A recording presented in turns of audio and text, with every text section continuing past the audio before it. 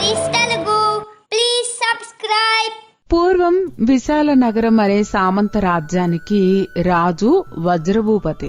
అతను తన రాజ్యంలోని ప్రజలకు అన్ని రకాల సంక్షేమ పథకాలు పనులు చేస్తూ ఉన్నా నిత్యం ఏదో వెలితిగాను అసంతృప్తిగాను అనిపించేది. ఎప్పుడూ పరధ్యానంగా ఉండేవాడు. రాజులో అనుకోకుండా వచ్చిన ఈ మార్పు చూసి కంగారు పడి ఒకరోజు మంత్రి ఇలా అన్నాడు.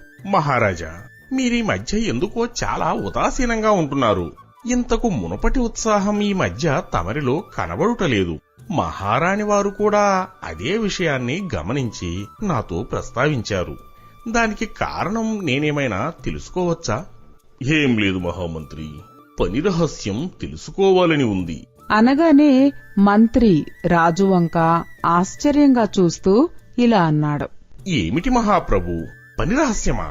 మీరేమంటున్నారో నాకు అర్థం కావడం లేదు. మహామంత్రి, ప్రతి పనిలోనూ ఒక రహస్యం ఉంటుంది. అదేమిటో నేను తెలుసుకోవాలి. దాని కారణంగానే నా ఈ ఉదాసీనత. అది ఎలా తెలుసుకోవటం ప్రభు? ఎవరు చెప్తారు? మహామంత్రి, నమ్మకస్తులైన 2 వేగులను రాజ్యంలో పర్యటించి పని రహస్యం తెలుసుకుని రమ్మని చెప్పండి. అవశ్యం ప్రభు అని మంత్రి అక్కడి నుండి నిష్క్రమించాడు. మరునాడు ఉదయం రాజుగారి ఆంతరంగిక మందిరానికి 2 వేగులను తీసుకుని వచ్చాడు మహామంత్రి. వేగులని చూసి రాజు ఇలా అన్నాడు. వేగులారా, మీరిద్దరూ పోయి మన రాజ్యంలో పర్యటించి పని రహస్యం తెలుసుకుని వచ్చి నాకు చెప్పండి అనగానే వేగులిద్దరూ ముఖాముఖాలు చూసుకుని వారిలో ఒకడు ఇలా అన్నాడు. మహారాజా, క్షమించాలి, మీరన్నది మాకు సరిగ్గా అర్థం కాలేదు అనగానే మహారాజు ఇలా అన్నాడు. ఇందులో అర్థం కాకపోవడానికి ఏమున్నది? మన రాజ్యంలో పనిచేస్తున్న వారందరి పని రహస్యం ఏమిటో తెలుసుకుని రండి అనగాని ఇంకా ఎక్కువగా మాట్లాడితే రాజు దండిస్తాడేమో అని వేగులు బయటికి వచ్చి ఇలా అనుకున్నారు. మహారాజా వారికి పిచ్చి పట్టినట్టున్నది. పని రహస్యం గురించి తెలుసుకోవటమేంట్రా? పని చేస్తున్నవాడు ఎందుకు చేస్తున్నాడు, వాడి పనిలో రహస్యమేంటి అనే విషయం అనుకుంటా. అంతే అయ్యుంటుంది. రాజాజ్ఞ శిరసా వహించకపోతే శిరచ్ఛేదనమే మన కర్మ. పద, ఊర్ల మీద పడదాం అని 2 వేగులు ప్రయాణం సాగిస్తుండగా అడవిదారిలో ఒక కట్టెలు కొట్టుకునేవాడు కనబడ్డాడు. వాడు చెమటలు తుడుచుకుంటూ గొడ్డలితో కట్టెలు కొడుతూ ఉన్నాడు. వాడిని చూసి వేగులలో మొదటివాడు ఇలా అన్నాడు. అన్నా, ఒక్క నిమిషం. నువ్వు కట్టెలు కొట్టడం ఆపి మా ప్రశ్నకు సమాధానం చెప్తావా? ఏంటి మీ ప్రశ్న? నా పని పాడు చేయకుండా వెంటనే అడగండి అనగానే వేగు ఇలా అన్నాడు. ఏం లేదన్నా, నువ్వు ఇంత కష్టపడి కట్టెలు కొడుతున్నావు కదా, నువ్వీ పని ఇష్టపడే చేస్తున్నావా? ఇష్టం లేదంటే నాకెవరన్నా పైసలు ఇస్తారా చెప్పండి. అలా కాదు కాని చెమటలు కారుస్తూ కట్టెలు కొడుతున్నావు కదా, అందుకని అడిగాం.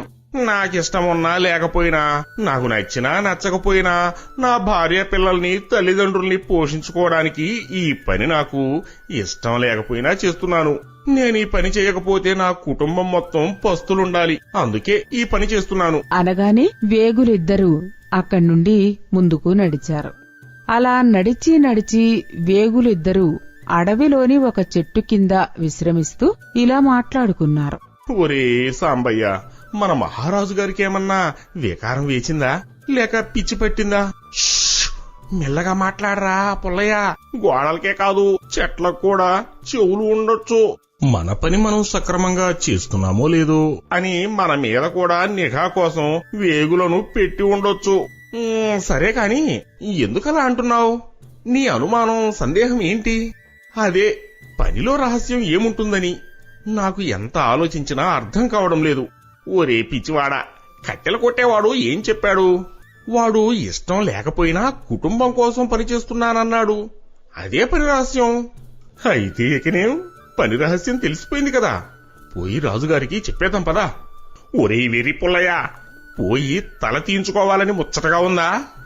మనం తెలుసుకున్న పాటి విషయం రాజుగారికి తెలియకనా మనల్ని రాజ్యం మీదకు పంపించారు. అయితే ఇంకా తెలుసుకోవాల్సింది ఏముందంటావు? అదే మన పని. వేగులంటే అర్థమేంటి? తెలియని రహస్యాలను తెలుసుకోవడమే. అర్థం పర్థం లేని అనుమానాలు ఆలోచనలు పెట్టుకోకుండా త్వరగా పద, మరికొంతమందిని పరిశీలించి పరీక్షిద్దాం అనుకుంటూ ఇద్దరూ అక్కడ్నుంచి ముందుకు కదిలారు.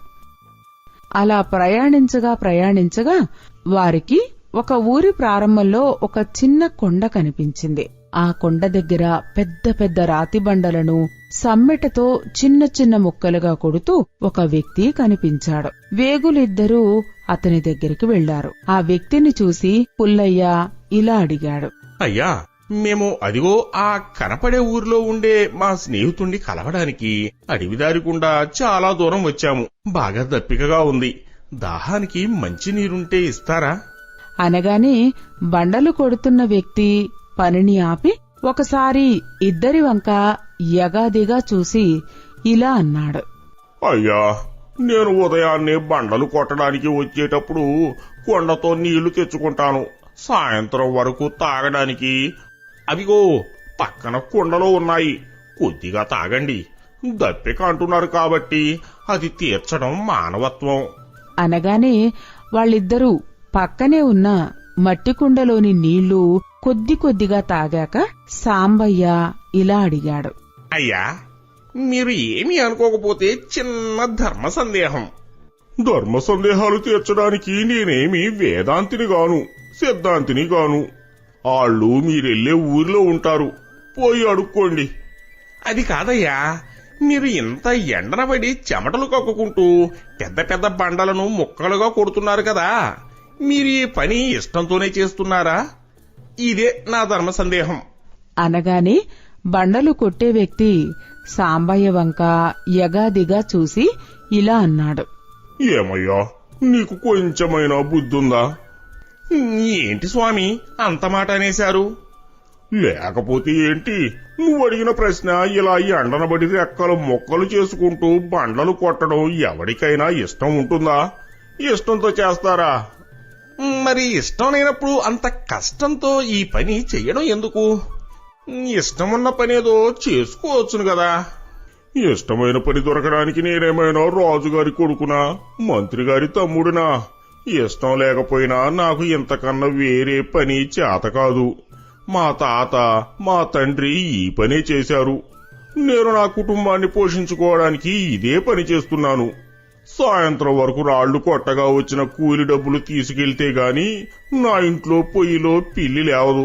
నా సమయం వృధా చేయకుండా మీ పని మీరు చూసుకోండి, వెళ్ళండి అని బండలు కొట్టేవాడు తిరిగి బండలు కొట్టడంలో మునిగిపోయాడు. వాళ్ళిద్దరూ అక్కడి నుండి ఉసూరుమని నడుచుకుంటూ పక్కన ఉన్న గ్రామంలోకి ప్రవేశించి ఇలా అనుకున్నారు. పుల్లయ్యా, మనకి బండలు కొట్టేవాడి దగ్గర కూడా పని రహస్యం తెలియలేదు.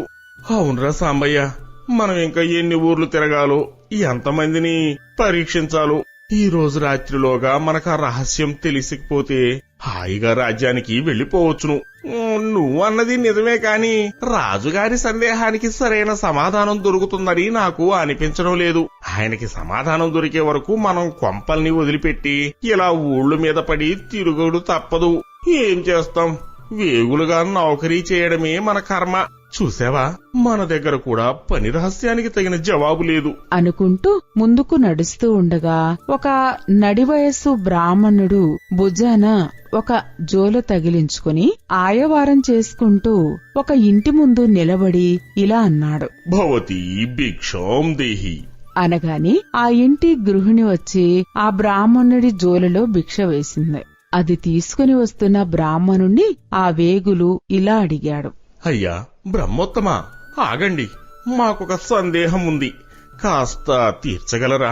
అయ్యా, మీరెవరో తెలీదు, కాని నా బ్రతుకే ఒక సందేహంలా ఉంది.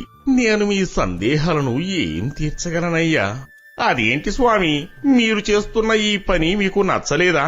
ఏంటి ఇలా ఇల్లిల్లు అడుక్కుంటూ తిరగడమా?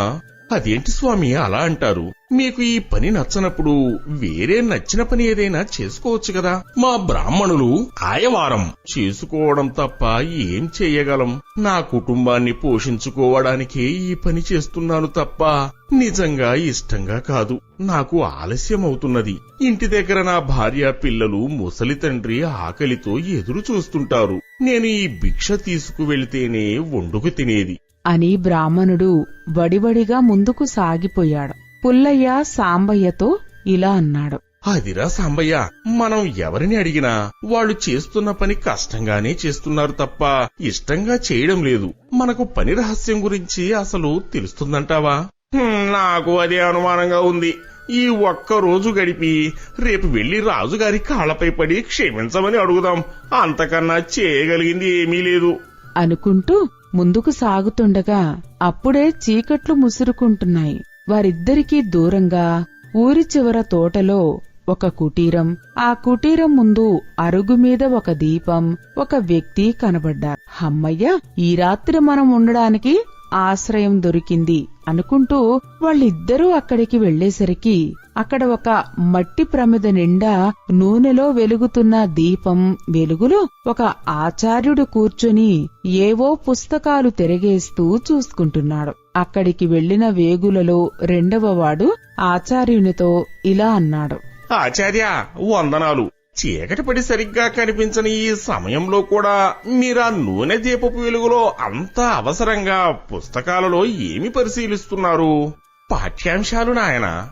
రేపు నా దగ్గరకు విద్యనభ్యసించడానికి వచ్చే విద్యార్థులకు నేను చెప్పవలసిన పాఠాలను వల్లె వేసుకుంటున్నాను. ఆచార్య, మీరు అన్యథా భావించుకుంటే ఒక ప్రశ్న. ఏమిటి నాయనా అది? నిస్సందేహంగా అడుగు. ఏం లేదయ్యా, మీరు చీకటి పడిన వేళలో కూడా ఇలా గ్రుడ్డి వెలుతురు ముందు మననం కష్టంగా లేదా? మీరీ పని ఇష్టంతోనే చేస్తున్నారా ఆచార్య? కష్టమా? ఎంత మాత్రమూ లేదు. చాలా ఇష్టంతో చేస్తున్నాను. నాకు ఈ పని అంటే చాలా సంతృప్తి. ఎందుకంటే నేను ఇప్పుడు ఇలా కష్టపడి గ్రంథాలు మననం చేయడం వలన రేపు నా విద్యార్థులకు సరైన సన్మార్గంలో నడిచే దేశ భవిష్యత్తుకు ఉపకరించే విద్యను చెప్పగలుగుతాను. వారిని మంచి పౌరులుగా తీర్చిదిద్దగలుగుతాను. వారిని ఉన్నతాధికారులుగా చెయ్యగలుగుతాను. అందుకే ఇంత చీకట్లో కూడా ఇలా శ్రమ పడుతున్నాను. ఆచార్య, పని రహస్యం అంటే ఏంటి? ఇదే నాయనా పని రహస్యం. కష్టమైన పనినైనా ఇష్టంగా చేయడం, అదేవిధంగా చేసే పని ఏదైనా ఇష్టంగా చేయడమే పని యొక్క రహస్యం.